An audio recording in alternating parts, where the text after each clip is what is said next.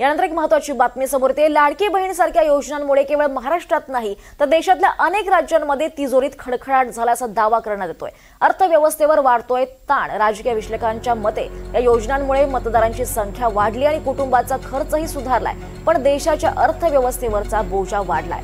या योजना game changer ठरत असला तरी त्याचा मोठा भार राज्यांच्या तिजोरीवर पडतोय। दरम्यान लाडकी बहीण योजनेचा हप्ता ऐन निवडणूक काळात कोणाच्याही खात्यात दिला जाऊ नये अशी मागणी काँग्रेस नेते विजय वडेट्टीवार यांनी केली आहे। त्यांनी निवडणूक आयोगाला पत्र लिहिलं असल्याची माहितीही त्यांनी दिली आहे। निवडणूक लागण्याच्या आधीच हा हप्ता द्यायचा होता, मात्र त्यानंतर देण्यात येऊ नये असं पत्रात नमूद करण्यात आलेलं आहे। निवडणूक प्रक्रियेदरम्यान सरकारच्या तिजोरीतून हे पैसे जाणार असतील तर आदर्श आचारसंहितेचा तो भंग समजला जाईल आणि यावर निवडणूक आयोगाला कारवाई करावी लागेल असंही या पत्रात नमूद करण्यात आलं आहे। निवडणूक आयोगाने पत्र लिहिलं आहे की आता कोणाच्याही खात्यात द्यायचं असेल तर आचारसंहितेच्या पूर्वी द्या किंवा निवडणूक संपल्यानंतर पैसे द्या, तुम्ही देणारच असाल तर।